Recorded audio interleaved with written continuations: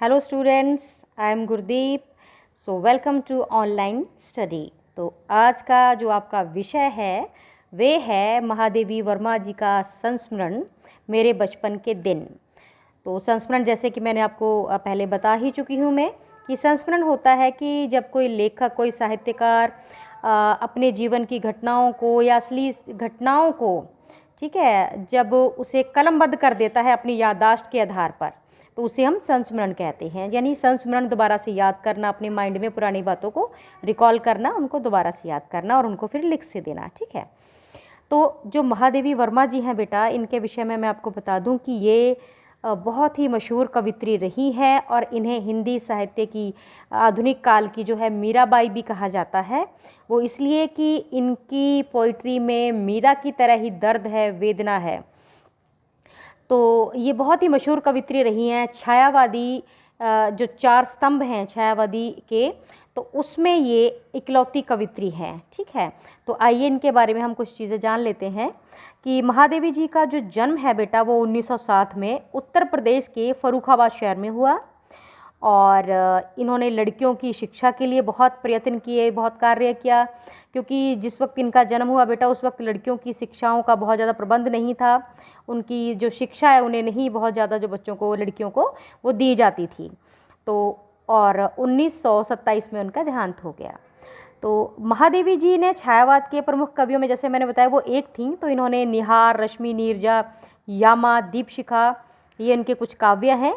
और मैं आपको बता दूं कि यामा जो इनकी ये पोइट्री है, यामा जो काव्य संग्रह है, इस पे इन्हें ज्ञानपीठ पुरस्कार जो है वो मिला था। और ये साहित्य का सबसे बड़ा पुरस्कार है जो इन्हें प्राप्त हुआ। और ये इनकी कृति 1982 में इनको जो है वो प्राइज़ दिया गया। इसके अलावा इन्होंने गद्य साहित्य में भी कुछ रचनाएं लिखी हैं, जैसे कि अतीत के चलचित्र, स्मृति की रेखाएं, पथ के साथी, श्रृंखला की कड़ियाँ, ये कुछ अन्य हैं। और आपको बता दूं कि पद्म भूषण से भी इन्हें जो है सम्मानित किया गया है। और इस अध्याय में बेटा इन्होंने किस चीज़ के बारे में बताया है, किन दिनों के बारे में याद किया इन्होंने? बचपन के दिनों में जब ये छात्रावास में रहती थी, हॉस्टल में ये रहती थी, और वहाँ जो लड़कियाँ जो इनकी साथी बनी, जो उस हॉस्टल का जो माहौल था, और जो स्वतंत्रता आंदोलन के जो प्रसंग थे वो भी इन्होंने इस चैप्टर में जो है वो उनको भी थोड़ा सा डिस्क्राइब किया है, उनके विषय में भी थोड़ा सा उन्होंने लिखा है। ठीक है बेटा, तो आइए अब हम इनके करते हैं थोड़े प्रश्नोत्तर। ओके, तो आपका पहला प्रश्न है बेटा कि मैं उत्पन्न हुई तो मेरी बड़ी खातिर हुई और मुझे वह सब नहीं सह पड़ा जो अन्य लड़कियों को सहना पड़ता है। इस कथन के आलोक में आप यह पता लगाएं कि उस समय लड़कियों की दशा कैसी थी, और ख है लड़कियों के जन्म के संबंध में आज कैसी परिस्थितियां हैं। तो देखिए बेटा, अगर लड़कियों की बात करें उस समय की, जहाँ जब महादेवी जी वर्मा जिस समय की बात कर रही हैं, 1907 में इनका जन्म हुआ था। और पहले तो मैं महादेवी जी के बारे में बात करूँगी कि ये जो महादेवी वर्मा जी हैं, ये अपने खानदान में 200 वर्षों के बाद पैदा होने वाली इकलौती लड़की हैं। यानी कि महादेवी वर्मा जी के खानदान में 200 वर्षों तक किसी लड़की का जन्म नहीं हुआ। तो इन लड़की की तमन्ना को लेकर उन्होंने जो है, इनके परिवार वालों ने, क्योंकि इनकी इष्ट देवी माँ दुर्गा थी, तो उनका जो है उन्होंने जागरण करवाया, उनकी पूजा करवाई। ठीक है, और उसके बाद जो है महादेवी जी का जन्म हुआ, तो बहुत ज़्यादा खुशी मनाई गई, इन्हें देवी का रूप ही समझा गया, और इसी आधार पर ही इनको महादेवी जो है वो नाम दिया गया था। ठीक है, तो ये तो थी, इसीलिए इन्होंने कहा कि जब मैं उत्पन्न हुई तो मुझे वो सब नहीं सहना पड़ा जो बाकियों को सहना पड़ता था।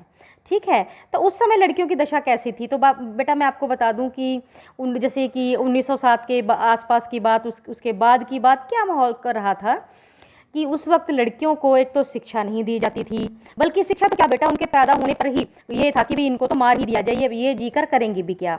और जो लड़कियां जी जाती थी, पैदा हो जाती थी, जिनको मारा नहीं जाता था तो उनको हर रोज़ ही मारा जाता था, बस उनको पेट भर खाना भी नहीं दिया जाता था कि इन्होंने कौन सा खेतों में हल चलाने हैं। और हर चीज़ का भेदभाव लड़के के कंपैरेटिवली, हर जो अच्छी चीज़ लड़के को, पढ़ाई की व्यवस्था नहीं होती थी, केवल जो बड़े घर होते थे, जो अमीर ख़ानदान, जो रईस होते थे, सिर्फ उन्हीं लड़कियों की शिक्षा जो है अलाउड थी, वो भी जो है वो घर पे आके पढ़ाने मतलब पढ़ाते थे। तो ये मतलब बड़ी ट्रेजेडी थी उस समय, तो उस वक्त बहुत ही बुरी हालत थी। इसके अलावा जो है बाल विवाह की प्रथा जो है बहुत थी, पर्दे की प्रथा थी, और हो सकता है कि जहाँ तक कि इक्का दुक्का केस जो हैं उसके भी, सती प्रथा के भी मतलब उस वक्त कहीं ना कहीं होते रहे होंगे। तो ये जो हालत थी लड़कियों की वो बद से बदतर थी उस वक्त। लेकिन महादेवी जी जो हैं वो बड़ी जो है तमन्ना के बाद हुई, बड़ी मुद्दतों के बाद हुई, उनके 200 वर्षों के बाद जो है किसी लड़की का जन्म हुआ, तो उन्हें वो सब नहीं झेलना पड़ा। ठीक है, अब करते हैं खा पॉइंट की बात कि लड़कियों के जन्म के संबंध में आज की कैसी स्थिति है। देखो बेटा, अगर उस समय से कंपैरिजन किया जाए, है ना, तो अब 100 साल हो गए तकरीबन इस बात को, उससे भी ज़्यादा ही हो गए। तो ऐसा तो फ़र्क आया है। अब लड़कियां एजुकेशन जो ले रही हैं, हर फील्ड में जा रही हैं, कोई फील्ड ऐसा नहीं है जो लड़कियों से अछूता है। वो तरक्की कर रही हैं, हर फील्ड में पैसा कमा रही हैं, और लड़कों के बराबर जो है वो उनसे ज़्यादा ही कहीं ना कहीं वो सेट हैं। यहाँ तक कि प्रॉपर्टी में उनको अधिकार मिल गया है, पहले लड़कियों का अधिकार नहीं होता था, और आज तो प्रॉपर्टी में भी वो बराबर के अधिकार जो है वो रखती हैं। ठीक है, एजुकेशन में है, और मतलब आज, लेकिन फिर भी कुछ कहीं ना कहीं जो मेंटेलिटी है थोड़ी सी आज भी ऐसी है, कुछ परसेंट, कि आज के समय में, आज के दौर में भी जो लोग हैं लड़कियां होने पर अपना माथा धुनते हैं कि क्यों हो गई, नहीं होनी चाहिए थी। तो ये है बेटा, पहले से अगर कंपैरिजन करें तो सुधार हुआ है। और अगर हम आज की बात मतलब है ना, अगर इतने साल हो गए इस बात को, तो अभी भी ऐसा नहीं है कि भी हर तरफ अब तो कोई लड़की होना कोई गुनाह नहीं है, ऐसा नहीं है। बल्कि अभी भी जो हैं कुछ जो परिवार हैं ऐसा सोचते हैं कि लड़की नहीं होनी चाहिए। तो पहले से तो इम्प्रूवमेंट है, लेकिन अभी जो है क्योंकि टेक्नोलॉजी है, देखो उसने विकास किया है, तो आज तो जो लोग हैं पहले ही पता लगवा लेते हैं कि जो पेट में पलने वाला बच्चा है तो वो लड़की है कि लड़का है। अगर लड़की है तो कोशिश रहती है कि भाई इसको हम पहले ही इसको ख़त्म करवा देते हैं। तो ऐसी सोच अभी भी है, वो तो सरकार के प्रयास हैं जिससे ये स्थिति कंट्रोल में आई है, वरना आप जानते हो कि पंजाब और हरियाणा की जो स्थिति थी वो चिंताजनक थी। अभी भी है थोड़ी, लेकिन सरकार ने इतने अच्छे प्रयास किए हैं, इतनी सख्ती हो गई है अब कि अब ऐसा नहीं है, थोड़ी सी जो लड़कियों की गिनती में पहले से इम्प्रूवमेंट हुई है। ठीक है, आगे है बेटा कि लेखिका उर्दू फारसी क्यों नहीं सीख पाई थी। देखिए, ये जो इंटरेस्ट की बात होती है, मतलब कि लेखिका को जब मौलवी साहब पढ़ाने आते थे, उर्दू पढ़ाने आते थे, तो वो ऐसे खाट के नीचे, चारपाई के नीचे छुप जाती थी। मतलब उनका कभी इंटरेस्ट ही पैदा नहीं हुआ। और किसी भी चीज़ को सीखने के लिए सबसे पहले हमें क्या ज़रूरी है, दिमाग से पहले हमारा जो है इंटरेस्ट होना बहुत ज़रूरी है। तो महादेवी जी ने कभी इस लैंग्वेज में, इस भाषा में कभी इंटरेस्ट नहीं दिखाया, उनकी रुचि नहीं थी, तो इस वजह से वो सीख नहीं पाई। अगला है बेटा कि लेखिका ने अपनी माँ के व्यक्तित्व की किन विशेषताओं का उल्लेख किया है। तो मैं आपको बता दूं बेटा, जो लेखिका की माँ का लेखिका पर बहुत, उनके व्यक्तित्व पे बड़ा प्रभाव पड़ा है हर चीज़ का। तो उन्होंने क्या लिखा है अपनी माँ के बारे में कि उनकी जो माँ थी वो बहुत ज़्यादा मतलब धार्मिक नेचर की थी, धार्मिक स्वभाव की थी।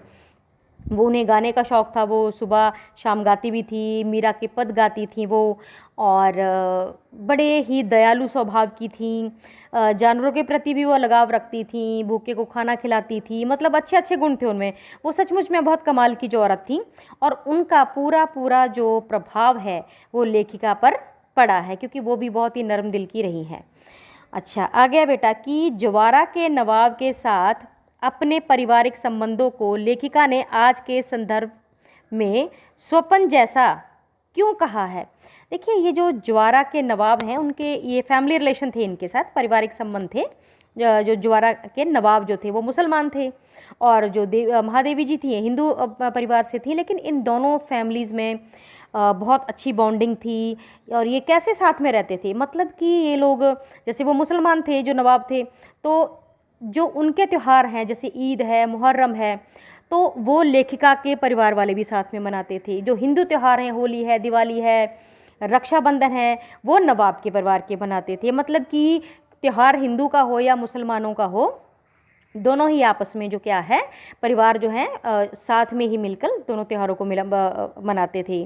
अगर बच्चों के बर्थडे हैं, जैसे आते थे इनके जन्मदिन, तो नवाब साहब के जो बच्चे हैं वो महादेवी जी के घर आते थे, और जो महादेवी के बहन भाई थे ये अपने जन्मदिन मनाने के लिए ये नवाब साहब के घर जाते थे। और जो नवाब साहब की जो बेगम थी महादेवी जी, उनको जो है वो ताई कहती थी, और जो उनके बच्चे थे, नवाब के जो बच्चे थे, वो महादेवी जी की जो माता जी थी उनको वो चाची जान कहते थे। तो इतना खूबसूरत रिश्ता था, यहाँ तक कि जैसे रक्षाबंधन आता था तब क्या होता था कि महादेवी जी उनके राखी बांधने जाती थी, और उनकी बहनें भी राखी बांधती थी नवाब के बच्चों के। तो वो उनको क्या है कि खान पानी भी नहीं पीने देती थी जब तक कि वो राखी उनके नहीं बांध देती थी। मतलब बिल्कुल अपना, ऐसा नहीं तब महसूस होता था कि ये मुसलमानों का परिवार है या हिंदुओं का परिवार है। बहुत ही आपस में बहुत ही बढ़िया जो है उनकी बॉन्डिंग थी। ठीक है, यहाँ तक कि जो एक महादेवी वर्मा जी के जो भाई थे मनमोहन जी, उनका जो नाम है वो भी जो है उनकी जो वाइफ थी नवाब की, उन्होंने रखा था। तो बड़ी ही प्यार था आप दोनों परिवारों में। तो उनको ये लगता है महादेवी जी को कि इस तरह का, अब आज के संदर्भ में अगर हम सोचें तो ये सिंपल एक ख्वाब है, क्योंकि आज तो इतनी नफ़रत फैली हुई है बेटा कि हिंदू मुसलमानों को शंका के भाव से देखते हैं, हिंदू जो मुसलमान जो है वो हिंदुओं को देख के राज़ी नहीं है। पता नहीं क्या जो माहौल आजकल बन गया है, और सद्भावना नहीं है, आपस में प्रेम नहीं है, एक दूसरे से नफ़रत जो है, प्रेम तो होना क्या है, नफ़रत इन जातियों में जो है वो बहुत ज़्यादा है। तो आज के संदर्भ में बात करें बेटा, बड़े रेयर परिवार होंगे जिनमें कोई हिंदू और मुसलमानों के प्यार के एग्जाम्पल, ऐसा नहीं है कि आज नहीं है, बट ऐसे तो बेटा एक्सेप्शनल केस हैं, बस अपवाद ही रह गए हैं। ठीक है, तो इसीलिए ये स्वप्न जैसा ही लगता है। तो बेटा आज के लिए बस इतना ही। तो आपने इस चैप्टर को, जो आपको PDF फाइल भेजी गई है, पहले आपने उसको पढ़ना है, उसके बाद जो मेरे प्रश्न मैंने आपको बताए हैं आपने वे पढ़ने हैं। उम्मीद करती हूँ कि आपको सारे प्रश्न अच्छे से समझ आ गए होंगे। आज के लिए बस इतना ही, धन्यवाद।